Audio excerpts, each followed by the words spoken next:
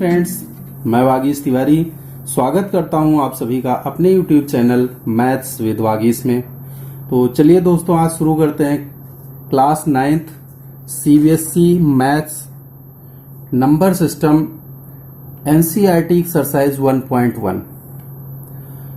इस एक्सरसाइज का पहला क्वेश्चन है, is 0 a rational number? Can you right in the form of p by q where p and q are integers and q is not equal to 0। तो दोस्तों s 0 is a rational number, 0 is a rational number। why 0 is a rational number?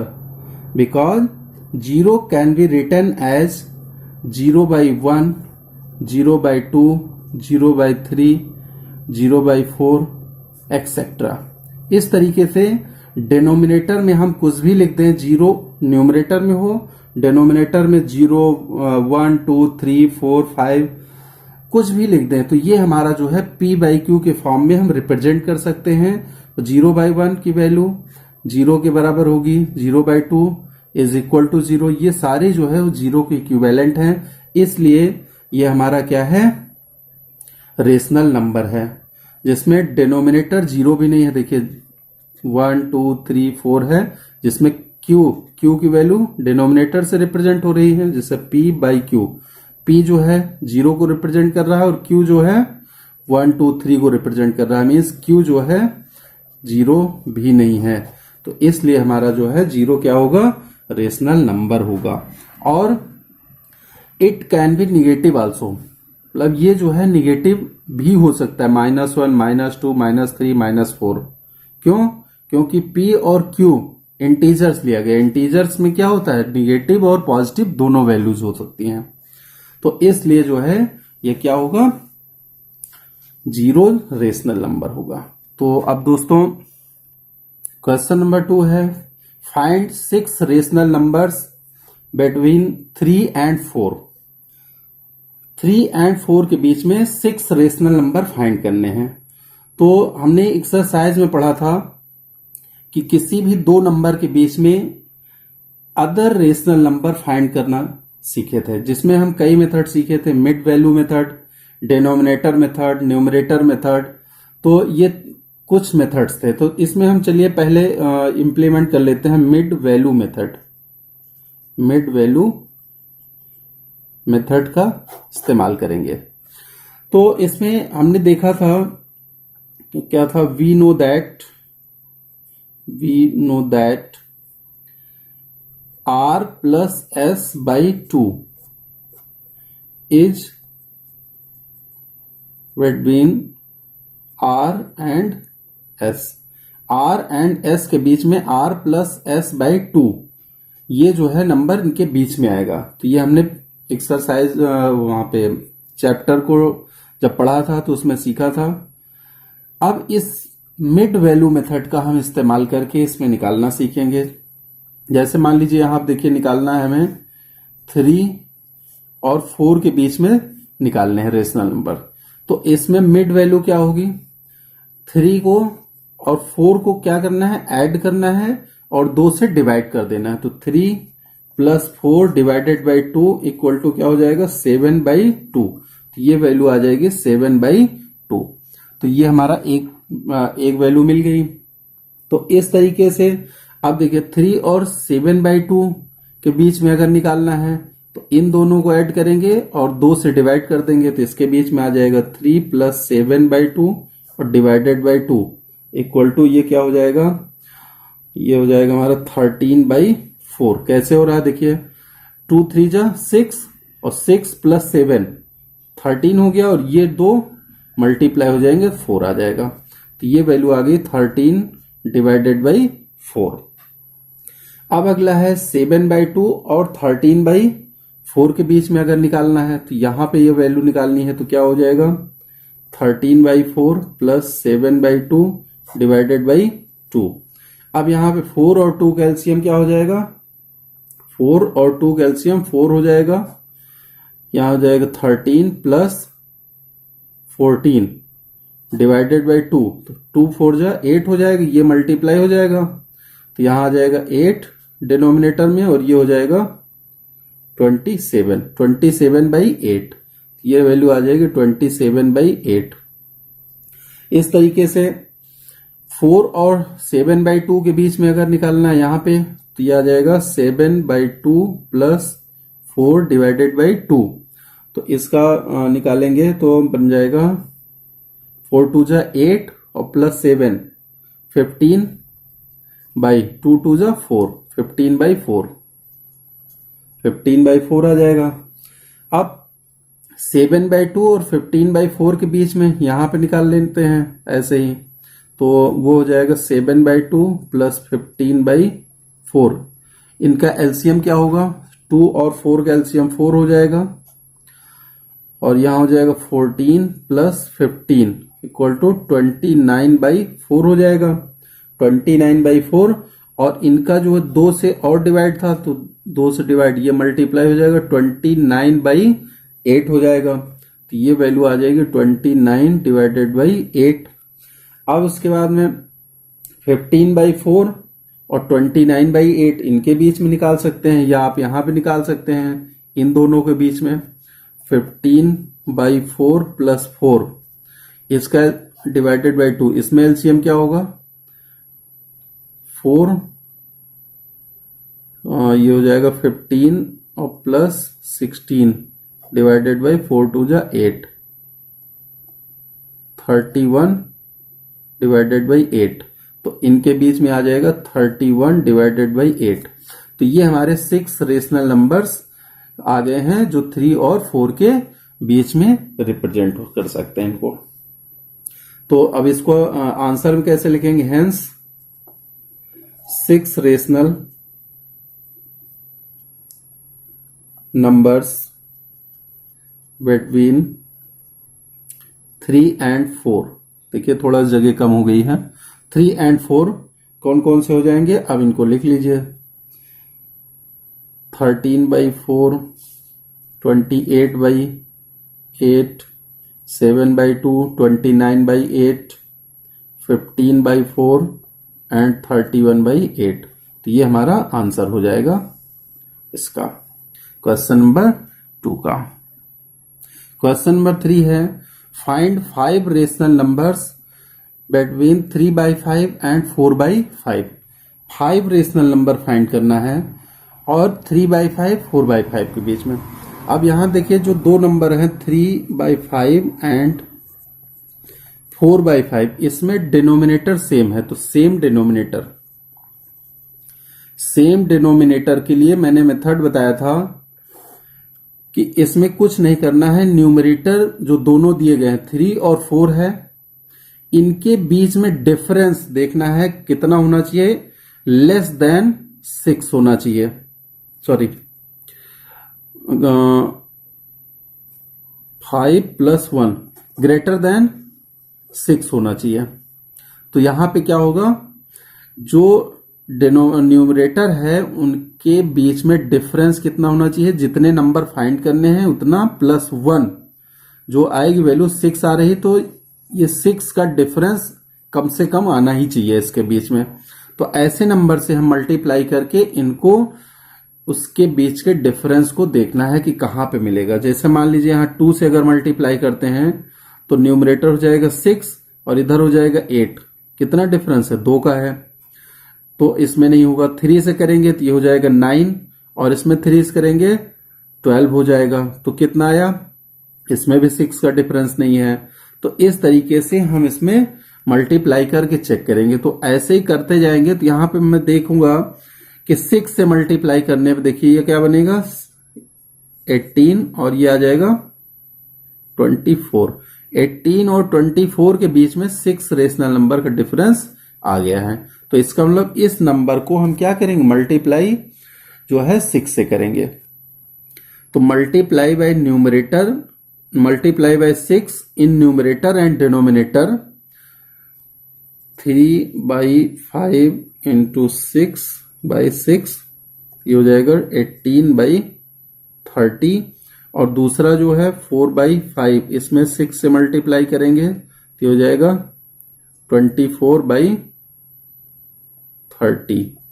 तो ये दो new rational number मिल गए हमारे। अब इनके बीच में मुझे निकालना है, तो 18/30 के बाद में क्या आएगा 19/30। इसमें एक न्यूमरेटर में एक एक ऐड करते जाना है, वही हमारा नंबर आता जाएगा। 18 के बाद क्या आएगा 19/30, दूसरा हो जाएगा 20/30, तीसरा हो जाएगा 21/30, 22/30, 23/30 और 24/30 ऑलरेडी है ही है। ये वैल्यू किसकी थी 4/5 की, तो 4/5 और यहां लिख सकते हैं आप 3/5।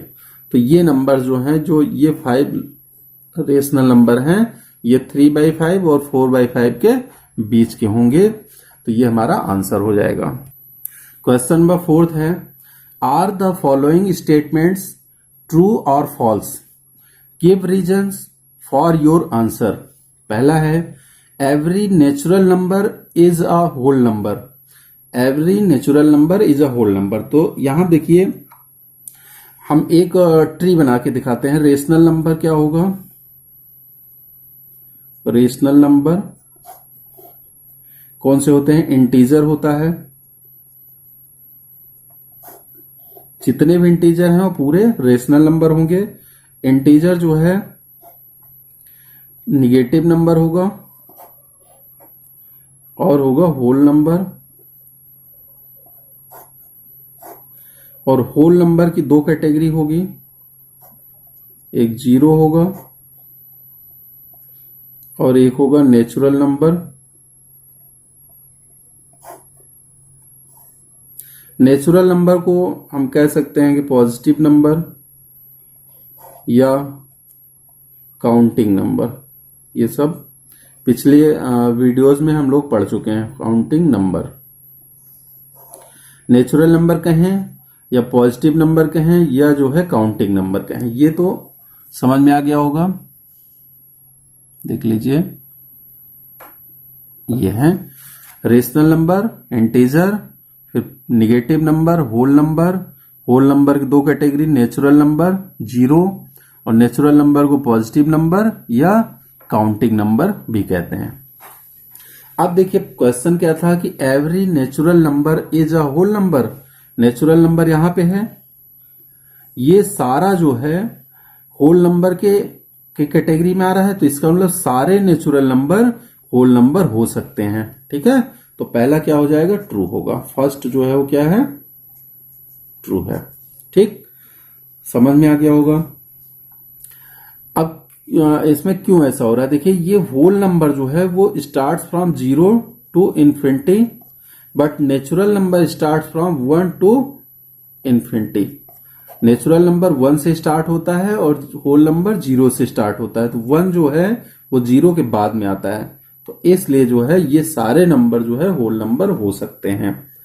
लेकिन अगर क्वेश्चन होता कि all whole numbers are natural number, तो नहीं हो सकता, क्योंकि यहां पे 0 एक एक्स्ट्रा है, तो इसलिए होल नंबर, सारे होल नंबर नेचुरल नंबर नहीं हो सकते। ठीक, question number 2, every integer is a whole number. अब देखिए सारे इंटीजर होल नंबर हो सकते हैं, इधर की बात हो रही, सारे होल नंबर, सारे इंटीजर होल नंबर हो सकते हैं नहीं।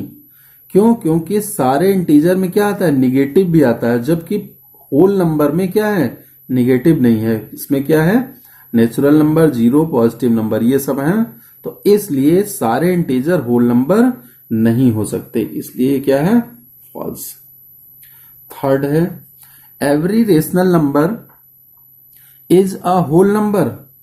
Every rational number is a whole number, every rational number is a whole number, no, every whole number is a rational number. ये ट्रू है, लेकिन every rational number is a whole number false है। समझ में आ गया होगा। अब आते हैं एक्सरसाइज 1.2। 1.2 का first question, state whether the following statements are true और फॉल्स, जस्टिफाई योर आंसर्स। पहला क्वेश्चन है every irrational number is a real number. तो इसको पहले समझने से पहले एक चीज देख लेते हैं कि जो रियल नंबर होता है उस दो तरीके का होता है। एक होता है रेशनल नंबर और दूसरा होता है irrational number.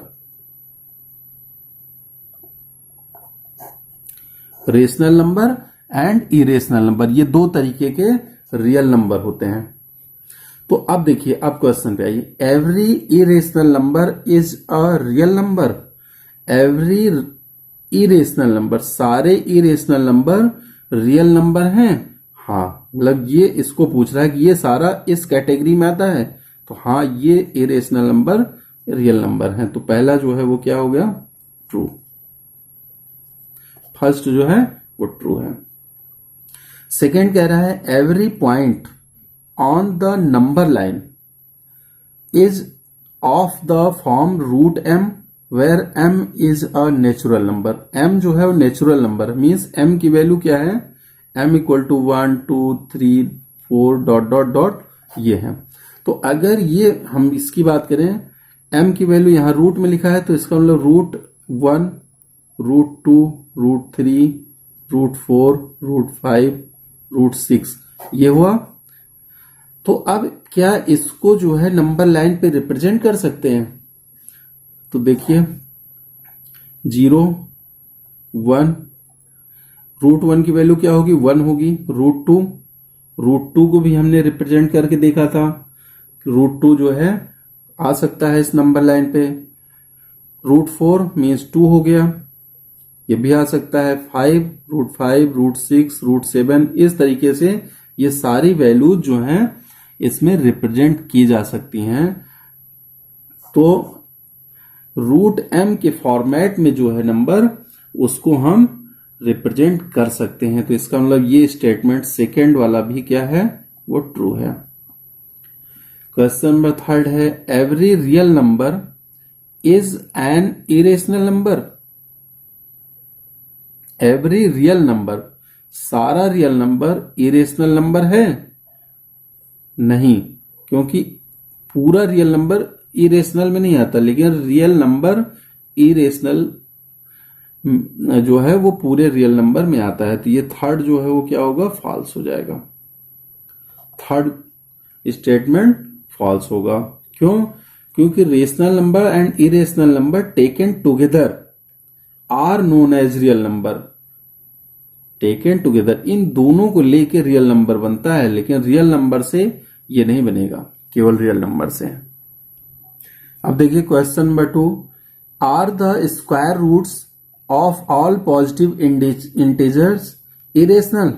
If not, give an example of the square root of the number that is rational number. All positive integer, positive को हम क्या कहते हैं, natural number, means 1 2 3 4 5 and so on. तो ये सारे नंबर का अगर स्क्वायर रूट लिया जाए तो वो क्या होगा, इरेशनल होगा। तो अगर मान लीजिए रूट 1 लेते हैं तो इसकी वैल्यू 1 होगी, और 1 क्या है, रेशनल है कि इरेशनल? 1 जो है रेशनल नंबर है, इरेशनल नहीं है। 2 है, अगर रूट 2 लेते हैं तो ये हमारा क्या है, इरेशनल है। रूट 3 इरेशनल है, लेकिन रूट 4 जो है ये परफेक्ट स्क्वायर है, तो इसकी वैल्यू रूट 4 की वैल्यू क्या होगी, 2 होगी, और 2 जो है वो क्या है, रेशनल नंबर है। तो इसलिए जो है सारे पॉजिटिव नंबर का स्क्वायर रूट जो होगा वो इरेशनल नहीं होगा। दोनों हो सकते हैं, उसमें कुछ रेशनल होंगे और कुछ इरेशनल नंबर होंगे। तो ये समझ गए होंगे, कुछ रेशनल होंगे कुछ इरेशनल होंगे। तो यहां पे ये आपको समझ में आ गया होगा। Question number 3, show how root 5 can be represent on number line. Root 5 को कैसे नंबर लाइन पे रिप्रेजेंट करेंगे, अब ये देखते हैं। तो सबसे पहले एक लाइन ड्रा करेंगे। एक लाइन ड्रा किया जिसका नाम मान लो L दे दिया, इस लाइन का नाम L है, ठीक है। इस पे एक पॉइंट रिप्रेजेंट करेंगे O पॉइंट, जिसको हम 0 से रिप्रेजेंट कर देंगे, और यहां से 2 यूनिट ले लेंगे जिसको हम ए से रिप्रेजेंट करेंगे। ये 1 यूनिट और यहां से यहां तक 2 यूनिट। 2 यूनिट हम क्यों ले रहे हैं, देखिए √5 को रिप्रेजेंट करना है, तो जिस वैल्यू को मुझे रिप्रेजेंट करना है उसमें से एक कम कर देंगे, तो यानी √5 माइनस 1 इक्वल टू कितना हो जाएगा, √4, और √4 की वैल्यू 2 होती है। तो यहां से ये जो बेस पे है ये हम 2 यूनिट इसीलिए लेते हैं, ठीक है। तो ये 2 यूनिट ले लिया। अगर मान लो यहीं पे जैसे √3 रिप्रेजेंट करना होता, √3 अगर रिप्रेजेंट करना होता तो इसमें बेस कितना लेते, ये वाली इधर कितना यूनिट लेते, √3 माइनस 1 इक्वल टू √2, √2 यहां पे हम लेते, ठीक है। तो इस तरीके से 5 माइनस 1 √4 इक्वल टू 2, तो इसीलिए यहां पे 2 यूनिट लिया हमने, यहां से यहां तक 2 यूनिट हो गया। अब ए पॉइंट पे एक परपेंडिकुलर लाइन ड्रा करेंगे, परपेंडिकुलर लाइन ड्रा करेंगे कितना, 1 यूनिट की, 1 यूनिट ले लेंगे और इस पॉइंट को हम रिप्रेजेंट कर देंगे बी से, और ओ से बी को मिला देंगे। तो यहां देखिए O B A B O या ओ बी ए, ये क्या बन रहा है, राइट एंगल ट्रायंगल बन रहा है, राइट एंगल ट्रायंगल। अब इस राइट एंगल ट्रायंगल में 2 साइड की वैल्यू दी गई, ये वाली साइड 2 यूनिट है और ये वाली साइड 1 यूनिट है। तो तीसरी साइड हम निकाल सकते हैं कैसे, by Pythagoras theorem, by using Pythagoras theorem. Pythagoras theorem में ये जो बड़ी वाली लाइन है, सबसे बड़ी जो दिख रही है, इसको हम कहते हैं हाइपोटेनुअस, हाइपोटेनुअस, और ये जो परपेंडिकुलर लाइन है इसको कहेंगे परपेंडिकुलर, और इस वाली लाइन को कहेंगे बेस। बेस का बी, परपेंडिकुलर को पी से और हाइपोटेनुअस को एस से रिप्रेजेंट करते हैं, ठीक है। तो अब इसमें ये तीनों वैल्यू से पाइथागोरस थ्योरम कहता है कि H square equal to P square plus B square, hypotenuse का स्क्वायर इक्वल टू परपेंडिकुलर के स्क्वायर प्लस बेस का स्क्वायर, यही हमारा जो है पाइथागोरस थ्योरम है। तो यहां आप देखिए वैल्यू रख देंगे, पी की वैल्यू दी गई है 1 यूनिट यानी 1 स्क्वायर प्लस बेस है 2 का स्क्वायर, तो 1 प्लस 2 का स्क्वायर 4 हो गया, 1 प्लस 4 5 हो गया। तो एच स्क्वायर इक्वल टू 5, तो एच इक्वल टू √5, यहां देखिए √5 आ गया। ये जबकि प्लस माइनस √5 आता है, जब भी हम स्क्वायर रूट लेते हैं किसी का तो प्लस माइनस 2 चीजें आती हैं, तो माइनस यहां कंसिडर नहीं करेंगे, क्यों, क्योंकि लेंथ जो है वो निगेटिव नहीं होती, इसलिए इसको हम पॉजिटिव ही कंसिडर करेंगे। तो एच की वैल्यू कितनी आ गई, √5, यानी ओ बी की वैल्यू जो है वो हमारी आ गई √5। अब यहां पे देखिए ओ को सेंटर एज्यूम करके, सेंटर लेते हुए ओ बी को रेडियस, ओ बी रेडियस ले लेंगे और ओ को सेंटर, और यहां पे एक आर्क लगा देंगे। तो जब आर्क लगाएंगे तो ये यहां पे जहां कट कर रहा होगा इस एल लाइन को, वही हमारा क्या होगा, √5 होगा। तो ये हमारा रिप्रेजेंटेशन ऑफ √5 था। तो अगर दोस्तों ये एक्सरसाइज आपको समझ में आई होगी तो प्लीज चैनल को सब्सक्राइब करें, लाइक करें और कमेंट जरूर करिएगा। Thank you.